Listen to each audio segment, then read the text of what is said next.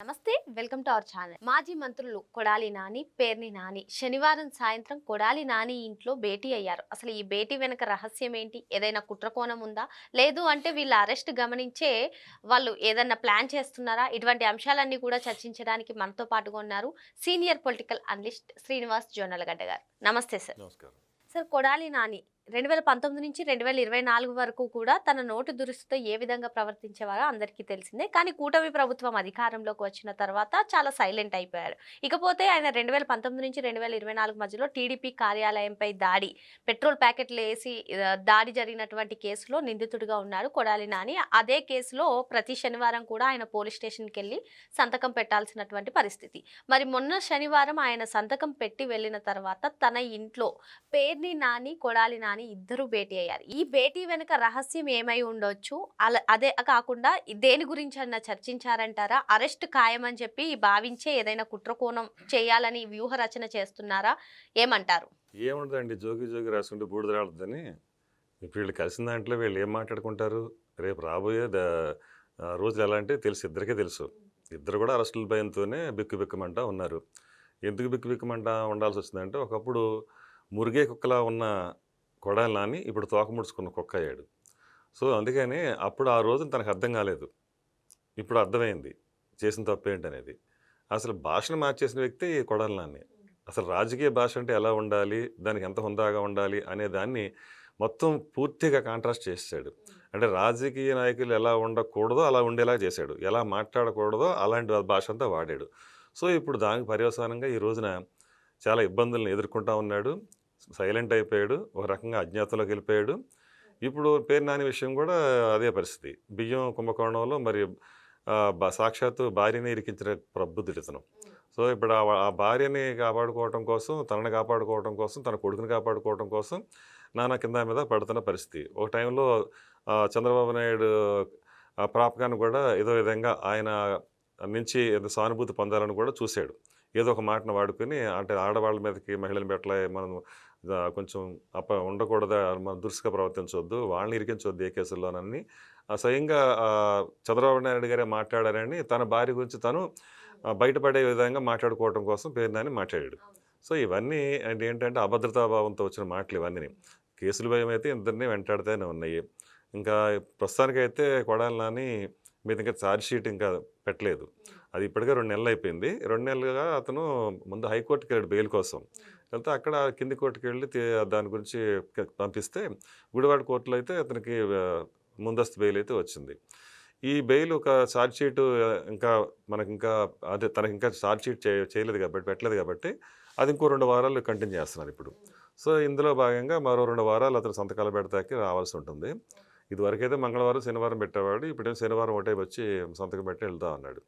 ఇవాడికి పోతే ఇప్పుడు అరెస్ట్ అయితే ఏంటి పరిస్థితి అనేది ఉంది. ఇంకా రాబోయే రోజుల్లో ఛార్జ్ షీట్ కూడా పెట్టిన తర్వాత దాంట్లో ఉన్న ఇప్పుడు ఏదైతే తెలుగుదేశం పార్టీ మీద ఈ పెట్రోల్ ప్యాకెట్స్తో దాడి చేసిన సందర్భాలు ఏవైతే ఉన్నాయో ఇవన్నిటి మీద మరి రేపు విచారణ జరిగితే అప్పుడు తను కూడా ఇలాగా మరి రిమాండ్కి వెళ్ళి కస్టడీకి తీసుకోవాల్సిన పరిస్థితి వస్తే దాని మీద డిస్కషన్ జరిగి ఉండొచ్చు. మరి ఇంతకుముందు ఒక అంశం సార్, అసలు వైసీపీ పరిస్థితి, అసలు రాజకీయ భవిష్యత్తే లేదు పార్టీకి. ఇది గమనించి ఒక్కొక్కరు కూడా పార్టీని వీడాలనుకుంటున్నారు. కొందరు రాజకీయ సన్యాసం తీసుకోవాలనుకుంటున్నారు, లేదంటే కొందరు వేరే పార్టీలకు వెళ్ళే ఆలోచనలో ఉన్నారన్నట్టుగా కూడా తెలుస్తుంది. ఇప్పుడు మరి మొత్తానికి కొడాలి నాని, పేర్ని నాని వైసీపీ పరిస్థితి అర్థం చేసుకుని సైలెంట్గా ఉండాలని భావించి ఈ భేటీ ఏర్పాటు చేసుకుని ఉండవచ్చు అంటారా? లేదు అన్నట్టు అంటే మీరు చెప్పినట్టుగా అరెస్టుల గురించి ప్రస్తావించి ఉండవచ్చా? ఇవాళ ఈ కర్మ కాలిపోయింది మన ఇద్దరికి ఆయన ఇద్దరు చర్చించుకుని ఉంటారు. ఈ పరిస్థితి రావడానికి ఎవరైతే కారణాలైతే వాళ్ళని 4 సార్లు తిట్టుకుని ఉంటారు, ఓ 40 సార్లు. ఓవరాల్గా ఏంటంటే కూటమి దూసుకుపోతుంది, వైసీపీ మూసుకుపోతా ఉంది. సో ఈ పరిస్థితుల్లో ఈ మూసుకుపోయే పార్టీలో ఇక మన బతికేంటి అని చర్చించుకుని ఉంటారు. అలాగే చంద్రబాబు నాయుడు గారు అరెస్ట్ అయినప్పుడు చాలా వెకిలి మాటలు మాట్లాడాడు కొడాలి నాని. దోమలు కొడుతుంటే ఏదైనా దోమతెర గురించి అడిగితే చిన్న దోమతెర విషయంలో కూడా ఆయన ఎంత దరిద్రమైన మాటలు మాట్లాడాడు. దోమలు కాకపోతే జైలుకి వచ్చి రంభవరోస్ వచ్చి ముద్దు పెట్టుకుంటాయా అన్నాడు. ఆ రకంగా నీచంగా ఆ రకంగా వ్యక్తిత్వ హననం లాంటివి అనుకోండి, ఇవన్నీ మాట్లాడి కించపరిచే మాటలు మాట్లాడి 40 సంవత్సరాలు రాజకీయ అనుభవం ఉన్న వ్యక్తిని, ఒక హైటెక్ సిటీ నిర్మాణం చేసిన వ్యక్తిని, ఒక సైబరాబాద్ని సృష్టించిన వ్యక్తిని, ఐటీ అంటే ఏంటో తెలియని రోజుల్లో మరి ఐటీ తీసుకొచ్చి ఇక్కడ డెవలప్మెంట్ తీసుకొచ్చిన వ్యక్తిని, మరి ఆర్థిక సంస్కరణలు తీసుకొచ్చిన వ్యక్తిని ఇవాళ మరి ఆ అభివృద్ధి అంటే ఏంటో తెలియజేసిన వ్యక్తిని, సంక్షేమ పథకాలు ఒక పక్కన అమలు చేస్తానే, మరో పక్కన అభివృద్ధి కూడా చేసి నిరూపించవచ్చు అన్న వ్యక్తిని విజన్ 2020 అని ఆ రోజున అభివృద్ధి చేసి, మళ్ళీ విజన్ 2047 అంటే ఒక అభివృద్ధి వైపు దూసుకుపోతున్న వ్యక్తిని, ఇవాళ ఇన్ని రకాలకి ఇన్ని రంగాల్లో తెలుగు రాష్ట్రాలు కూడా ఈ పరిస్థితిలో ఉన్నాయన్న కారణమైన వ్యక్తిని, ఒక అపర భగీరథుడిలాగా పోలవరం ప్రాజెక్ట్ తీసుకొచ్చిన ఆ వ్యక్తిని, అమరావతిని మళ్ళీ ధీటుగా హైదరాబాద్ ధీటుగా నిర్మించాలనుకున్న ఆ వ్యక్తి గురించి ఈ ఇంత అత్యల్పుడు మాట్లాడుతుంటే ఆ రోజు నవ్విపోయారు.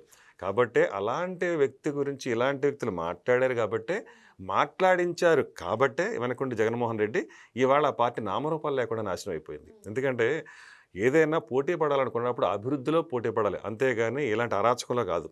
ఇప్పుడు అభివృద్ధి చేస్తున్న ప్రభుత్వం మనం చూసాం గతంలో, అంటే చంద్రబాబు నాయుడు గారు ఉన్నప్పుడు ఎంతసేపు అభివృద్ధి ఇలాంటి ఒక రాజకీయాలు అనేది ఎలక్షన్స్లోనే పరిమితం. ఆ తర్వాత అధికారంలోకి వచ్చిన తర్వాత అభివృద్ధి అయిపోయి ఉండాలి అనేది ఆయన ఎజెండా. మరి కానీ వీళ్ళు ఏం చేశారు, రాజకీయం అనేది ఎలక్షన్ తర్వాత చేశారు వీళ్ళు. 5 ఏళ్ళు చేసింది అదే. అంటే ఎలాంటి రాజకీయం చేశారో మనం చూసాం. విధ్వంసకరమైన రాజకీయం అంటారు, అదంతా చూసాం. అణిచివేత రాజకీయం చూసాం. అమానుషమైనగా ప్రవర్తించడం చూసాం. అంటే సామాన్య ప్రజల్ని హింసించడం చూసాం. డాక్టర్ సుధాకర్ లాంటి వాళ్ళందరూ కూడా ఎంత చిత్రహింసలు పెట్టారో చూసాం. అలాగే డోర్ డెలివరీలు చూసాం. ఈ విధంగా అత్యాచారాలు చూసాం. పెట్రోల్ తగలబెట్టడం చూసాం. ఇలాంటి ప్రభుత్వం ఇలాంటి అరాచకాలు చేసిన వాటికి ప్రతినిధులుగా, ప్రజాప్రతినిధులుగా ఇప్పుడు కొడాలి నాని, పేర్ని నాని వాళ్ళ కూర్చుని మాట్లాడుకున్నప్పుడు గగ్గోలు పెట్టి ఈ విషయాలన్నీ కూడా మనం చేసిన వాటికి మనం అనుభవిస్తున్నాము, ఎవరు చేసిన కర్మ వాళ్ళు అనిపించక తప్పదు, మనకు కూడా రేపొద్దని ఇదే ప్రాప్తం అని చర్చించుకుని ఉండాలి. అన్నట్టుగానే ఇప్పుడు ప్రస్తుత అంశాల పట్ల అన్నిటి పట్ల చర్చించుకుని ఈవెన్ కొడాలి నాని గారు కూడా పేరుని నాని గారి పైన సీరియస్ అయ్యారు. ఎందుకు నువ్వు మళ్ళీ ఇటువంటి రపా డైలాగులు అలాంటివి వాడుతున్నావు, మన భవిష్యత్ ఏంటో కళ్ళ ముందు కనిపిస్తుంది కదా అన్నట్టుగా కొన్ని అంశాలు కూడా ఆయన చెప్పారు అన్నట్టుగా కథనాలు వినిపిస్తున్నాయి. అది వాటి గురించి మీరేమంటారు? సీరియస్ అవ్వడానికి ఏం లేదండి. అతను బాబు ఇలా మన బతుకు రావడానికే ఈ కారణాలు, మనం ఇలా మాట్లాడి ఈ పిచ్చివాగడంతా వాగాం కాబట్టి ఈ పరిస్థితికి వచ్చిందన్న, మళ్ళీ ఎందుకు మళ్ళీ ఆ డైలాగ్ నువ్వు ఆడి మళ్ళీ ఇంకోసారి మళ్ళీ నీ మీద కాన్సన్ట్రేట్ అదేంటి చేసేటట్టుగా చేసుకుంటావు, మరి నేను లోపలేసే పరిస్థితులు దగ్గరికి వచ్చిన తర్వాత నువ్వు ఇలాంటి పిచ్చివాగుడు వాగొద్దని చెప్పుంటాడు. అంతకంటే ఏం లేదు. ఎందుకంటే నేను వాగిన పిచ్చివాగుడు, నువ్వు వాగిన పిచ్చివాగుడికి ఈరోజు ఈ పరిస్థితి మనకు దుస్థితి వచ్చింది కాబట్టి ఇక మనం ఇద్దరం కలిసి నోరు మూసుకు కూర్చుంటే బెటర్ అని చెప్పుంటాడు. కొడాలి నాని, పేర్ని నాని 2019 నుంచి 2024 వరకు జరిగినటువంటి వారు నోటు దురుసుతో ప్రవర్తించిన తీరును ఇప్పటికి గమనించుకొని ఇప్పటికైనా సైలెంట్గా ఉండాలి అని చెప్పి అనుకుంటున్నారని, వారి మొత్తానికి వారి అరెస్ట్ అయితే ఖాయమని వారు భావించే ఇటువంటి భేటీలు పెట్టుకుని ఉండొచ్చు అని చెప్పి శ్రీనివాస్ గారు చెప్తున్నారు. మరో అంశంతో మళ్ళీ కలుద్దాం. Thank you sir. నమస్కారం.